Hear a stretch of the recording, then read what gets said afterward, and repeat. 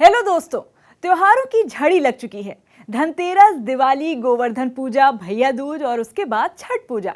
एक तरफ जहां त्योहार के माहौल की खुशी है तो दूसरी ओर उत्तर भारत के कई राज्यों में और खास तौर पर दिल्ली में बढ़ता प्रदूषण चिंता की वजह बना हुआ है।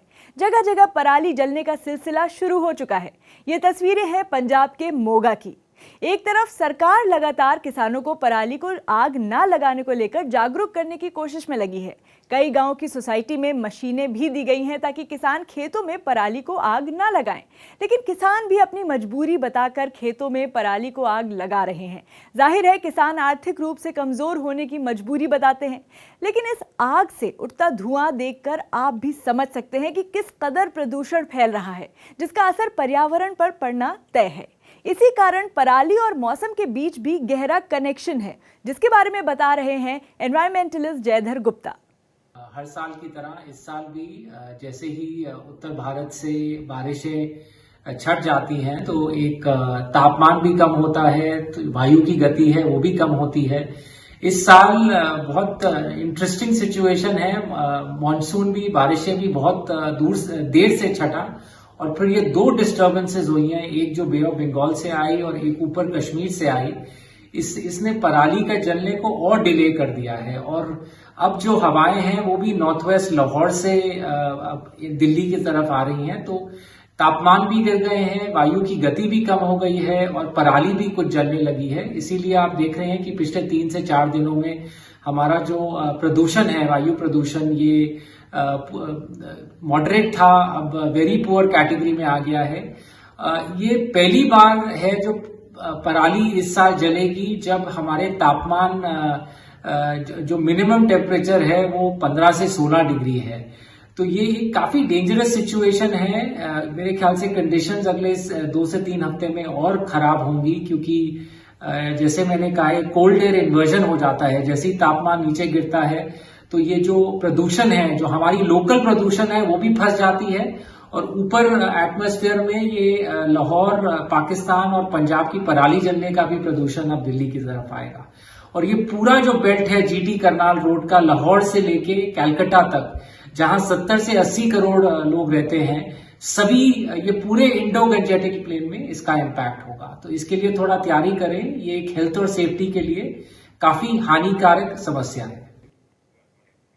जी, हेल्थ के लिए ये एक बड़ी समस्या है और 2 दिन पहले ही दिल्ली के मुख्यमंत्री अरविंद केजरीवाल ने दिल्ली का एयर क्वालिटी इंडेक्स बताते हुए ट्वीट किया था, जिसमें पता चला था कि दिल्ली का AQI परसों 289 हो गया था। वैसे 200 से 300 के बीच AQI खराब माना जाता है और पुअर क्वालिटी में आता है। मौसम विभाग के वैज्ञानिक ने बताया कि दिल्ली में इस हफ्ते कैसा रहने वाला है AQI। पुअर रहने का कारण जो मीटियोलॉजी है और अभी तापमान थोड़ा सा कम है। अभी आज तापमान 13, मिनिमम टेम्परेचर 13.6 था और ये 13 से 15 के बीच में रहने वाला है 13 अगले 3 दिनों तक। और इसी कारण से जो मिक्सिंग लेयर हाइट है वो नीचे आ जाती है और पोल्यूशन ट्रैप हो जाता है। जनरली सरफेस के आसपास ही रहता है ये, तो इस कारण से पोल्यूशन बढ़ जाता है। लेकिन अभी पहले जैसे नॉर्थ वेस्टर्ली विंड चल रही थी, तो अब ये टर्न होकर के साउथ ईस्टर्ली हो गई है आज से, और उसके कारण थोड़ा सा पोल्यूशन जो है वो कंट्रोल में रहेगा ये। और हमारा ऐसा अनुमान है कि 4 तारीख तक जो क्योंकि विंड की डायरेक्शन ईस्टर्ली रहेगी, तो पोल्यूशन पुअर कैटेगरी में या lower end of very poor category में रहेगा ये। तो दिवाली तक जो है पोल्यूशन, एयर पोल्यूशन जो है पुअर कैटेगरी में ही रहने की? जी हाँ, दिवाली तक की पुअर कैटेगरी में ही रहने की संभावना है। और उसके आगे के लिए कोई प्रेडिक्शन?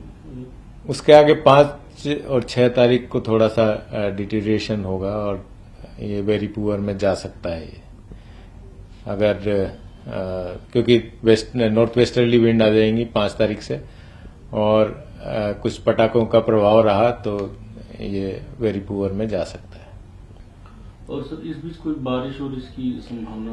बारिश की अभी कोई ऐसी संभावना नजर नहीं आ रही है। चलिए अब देश की राजधानी दिल्ली का तापमान भी देख लेते हैं। यहाँ पर आज मैक्सिमम टेम्परेचर 29 डिग्री सेल्सियस रहने का अनुमान है और मिनिमम टेम्परेचर 15 डिग्री सेल्सियस रहने का अनुमान है। उत्तराखंड की राजधानी देहरादून का तापमान भी देख लेते हैं। यहाँ पर मैक्सिमम टेम्परेचर 29 डिग्री सेल्सियस और मिनिमम टेम्परेचर 14 डिग्री सेल्सियस बताया जा रहा है।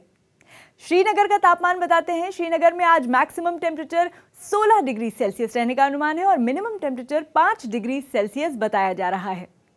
चंडीगढ़ का तापमान बताते हैं। चंडीगढ़ में आज का मैक्सिमम टेम्परेचर है 29 डिग्री सेल्सियस और मिनिमम टेम्परेचर है 16 डिग्री सेल्सियस। बिहार की राजधानी पटना का तापमान देख लेते हैं। यहाँ पर मैक्सिमम टेम्परेचर 29 डिग्री सेल्सियस और मिनिमम टेम्परेचर 17 डिग्री सेल्सियस बताया जा रहा है। लखनऊ का तापमान देख लेते हैं। लखनऊ में मैक्सिमम टेम्परेचर 30 डिग्री सेल्सियस रहने का अनुमान है और मिनिमम टेम्परेचर 15 डिग्री सेल्सियस रहने का अनुमान है। राजस्थान के जयपुर में मौसम विभाग के मुताबिक आज यहाँ पर मैक्सिमम टेम्परेचर 32 डिग्री सेल्सियस रहेगा और मिनिमम टेम्परेचर 16 डिग्री सेल्सियस रहेगा। गुजरात के अहमदाबाद का तापमान बता देते हैं। यहाँ पर मैक्सिमम टेम्परेचर 34 डिग्री सेल्सियस रहेगा और मिनिमम टेम्परेचर 16 डिग्री सेल्सियस रहेगा। भोपाल के मौसम पर नजर डालते हैं, जहां मैक्सिमम टेम्परेचर आज 29 डिग्री सेल्सियस और मिनिमम टेम्परेचर 13 डिग्री सेल्सियस रहने का अनुमान है।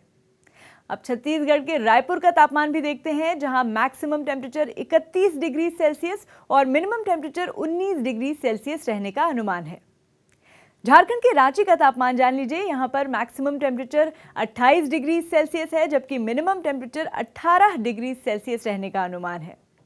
वहीं ओडिशा की राजधानी भुवनेश्वर का तापमान भी जान लेते हैं, जहां मैक्सिमम टेम्परेचर आज 30 डिग्री सेल्सियस और मिनिमम टेम्परेचर 22 डिग्री सेल्सियस रहने का अनुमान है।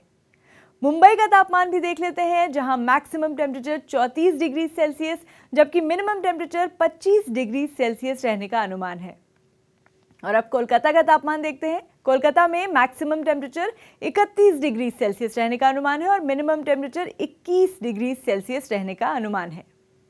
कर्नाटक की राजधानी बेंगलुरु का तापमान भी देख लीजिए। यहाँ पर मैक्सिमम टेम्परेचर 27 डिग्री सेल्सियस और मिनिमम टेम्परेचर 20 डिग्री सेल्सियस रहने का अनुमान है। असम के गुवाहाटी में तापमान देखते हैं, जहाँ मैक्सिमम टेम्परेचर 30 डिग्री सेल्सियस और मिनिमम टेम्परेचर 19 डिग्री सेल्सियस रहने का अनुमान है।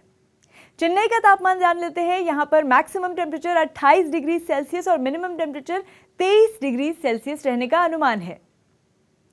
तो ये तो हो गया आज के मौसम का हाल। अब आपको चलते चलते झलक दिखा देते हैं उत्तराखंड के जोशीमठ की, जहां कल फिर अचानक बर्फबारी हो गई। बद्रीनाथ धाम में एक बार फिर सोमवार को मौसम बदला और हल्की बर्फबारी से एक बार फिर से कड़ाके की ठंड पड़ने लगी। रुक रुक कर इस तरह हो रही बर्फबारी से तापमान में गिरावट आ रही है, तो वहीं यात्रियों को ठंड से काफ़ी दिक्कतों का सामना करना पड़ रहा है। हालांकि प्रशासन की ओर से बद्रीनाथ धाम में अलाव की व्यवस्था की गई है।